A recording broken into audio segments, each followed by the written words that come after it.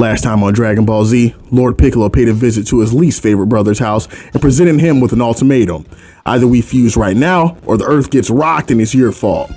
Observing the washing that his more belligerent half just received, Kami acknowledges that times are indeed critical, but he wants more of a sign that the time is right. While Piccolo contemplates domestic violence, Trunks and Gohan make their way over to the wreckage site that looks awfully familiar thanks to a tip from Bulma, who received word that a ship resembling her son's time machine was found wrecked on the outskirts of a local town. As the three get on their Scooby-Doo timing and begin looking around the tattered remains of the vessel, it becomes clear that something was very wrong.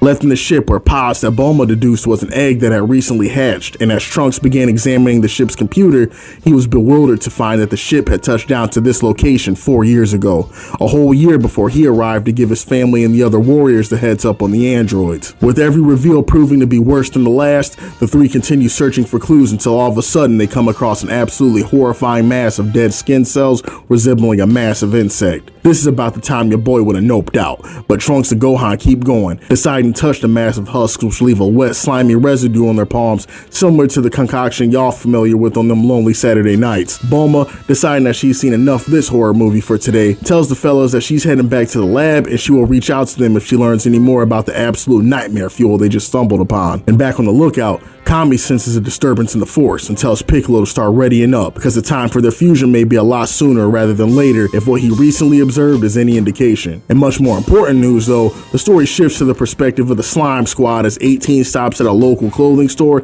and begins absolutely roasting the hell out of the store manager for the lackluster fits available in this establishment. Letting him know in no uncertain terms that his clothing selection absolutely blows, Ashley Olsen waltzes her happy tail out of the place spending absolutely zero zenny, leaving the store owner shocked at the sheer boldness of the finesse he just experienced. During our side character misadventures, Bulma hears a breaking news bulletin stating that every single resident of Gingertown completely vanished without a trace and local authorities are checking to see if the rapture is finally commencing or if there's another cause to the disturbance. Bulma, knowing for a fact that she ain't seeing heaven, but also remembering that Gingertown is right next door to the hellish abomination she just got done running into, gets on the line to ring Kame House so she can let Gohan and Trunks know that they need to check out the news ASAP because things may be getting ready to go sideways real soon. We're then taken into the Kame House where we peep the nightmare blunt rotation of Roshi, Yamcha, and Krillin lighting up some of the wacky tobacco around the dining room table until they get a sudden phone call. The dub of this particular section got a good laugh out of me.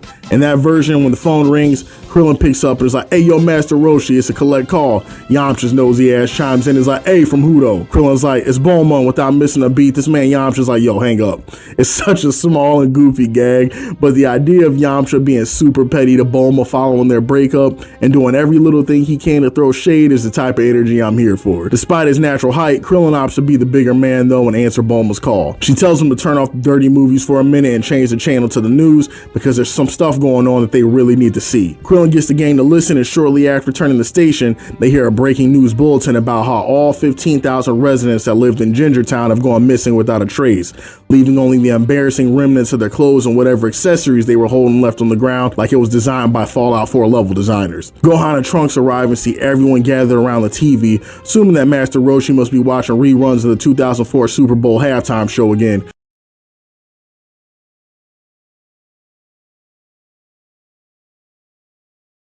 But not this time. What they hear and see to their absolute shock is live footage of the attack on Gingertown, with news anchors getting mollywopped live in 4K by some kind of unknown force that they seemingly have no chance of being able to stop. We return to the lookout, and it appears that Kami has seen enough of this slasher flick that's been going down on Earth and has made up his mind, uttering one of the coldest lines in Dragon Ball history, telling Ma Jr. that it's time for them to join up. Because right now, the Earth doesn't need a god, it needs a powerful warrior, and they are just aliens for the job. Before the fusion commences, Piccolo lays down the ground rules, letting Kami know right off the bat that he is the Dom and Kami's a sub, and this is non-negotiable. Kami tells the young bull that he was never planning on fighting him on this in the first place, that Piccolo is far younger and stronger, and their fusion will only serve to augment his current strength and give him access to the vast library of Snapple facts that he has amassed over the years. Kami, sensing Popo's sadness, thanks to charcoal-colored manservant for all of his assistance during the years, and there is no reason to worry. Most of the dog that was originally in Piccolo has already left anyway by this point, so him being the new guardian should not be disruptive to the safety of the Earth. And with the goodbyes out of the way,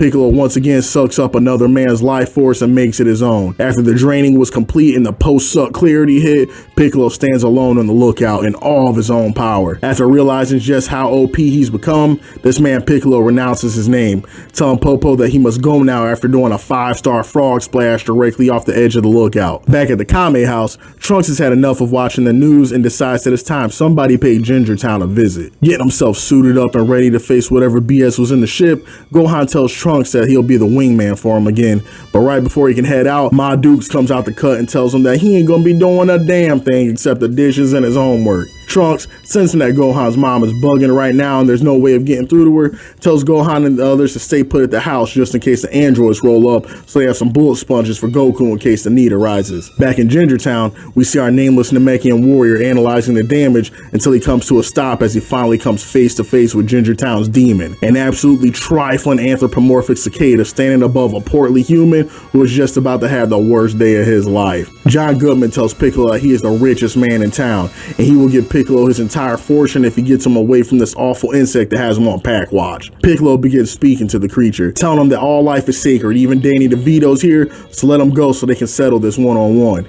And to Piccolo's surprise, the creature actually lets the man go, until he realizes this was all a part of the creature's sick sense of humor when the insect man reveals a pointed tail and proceeds to give the portly victim an involuntary spinal tap, sucking the man dry until all that's left is his size 58 dress pants and Dr. Scholl strewn loosely across the ground. Then to make matters worse, the insect man greased the Namekian and his demon king Piccolo. By this point, Kamikolo realizes that this creature knows far more about him than he does about it, and asks the only logical question one could at this point: just who or what the hell are you? And without skipping a beat, this insect man tells Piccolo that he's his brother. Now, if I'm Piccolo in this situation, I'm heated. Just because we are both green does not mean we are related. That's the kind of stereotypes that have been keeping the Namekians down for centuries, honestly.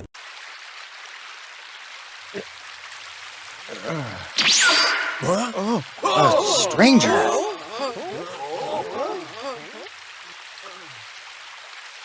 Wow.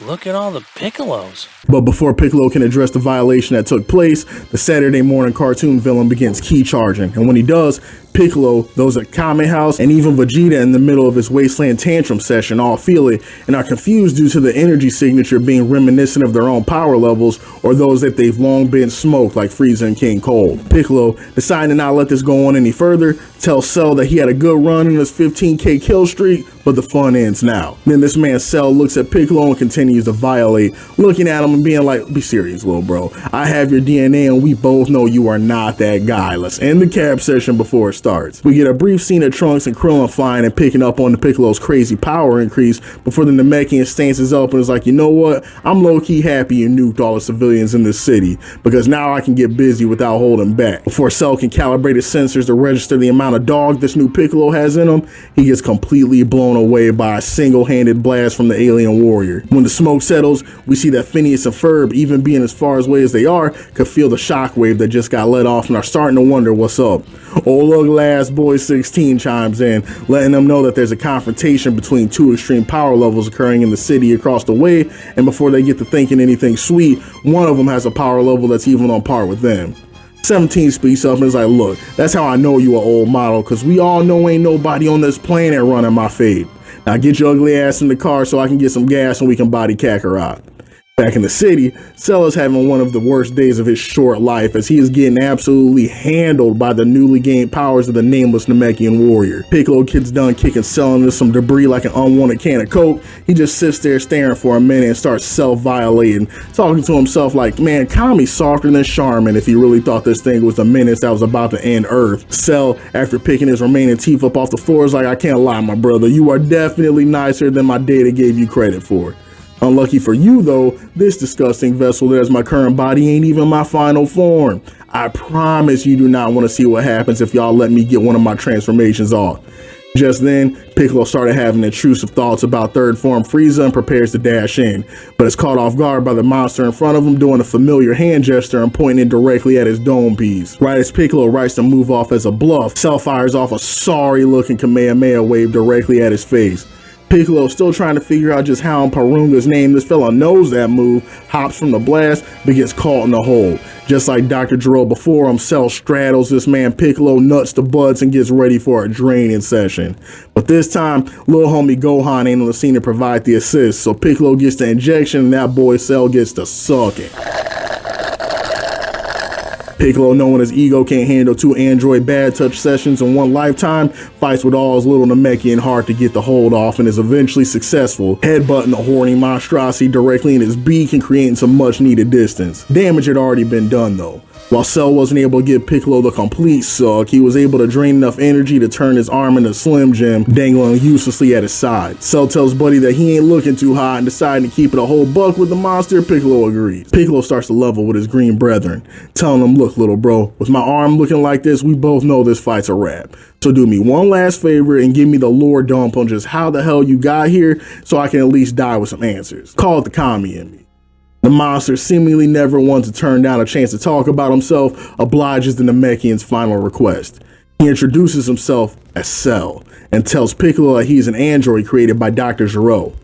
Cell continues, telling Piccolo that its being is the amalgamation of all the world's greatest fighters, with cells taken from Goku during the battle with the Saiyans, as well as DNA from the Saiyans themselves, Piccolo, and even Frieza and King Cole when they crash landed on Earth. This part had me so weak, because after hearing this, Piccolo's first thought wasn't, damn, that's crazy, a being with all the DNA from the world's greatest fighters. Dude was like Goku from 3 years ago? Yeah, no wonder that Kamehameha was so ass. But Junior just as petty as ever. But Cell continues a lore dump, letting Piccolo know that the mastermind behind his continued creation is a supercomputer Gero built under his lab that continued the project long after he abandoned it. There's gotta be that Frieza DNA in him, cause this man continues absolutely spilling all the beads, going on to tell Piccolo that in his future, he snuck Trunks after dude was on his way back home to tell him that he finally murked the androids, finessed his ship, and made his way to his timeline to finalize his main directive, to absorb Mario and Luigi so he'll have enough energy to attain his final perfect form. Real quick, can we just pour one out for future Trunks? I promise you this dude's timeline has got to be one of the worst in all of fiction. I mean, this dude cannot catch a break. Dude has damn near berserk levels of tragedy going on in his canon, and you just absolutely hate to see it. Deciding the exposition dump had gone on long enough though, Cell ends his life story and tells Piccolo it's time to resume the suck.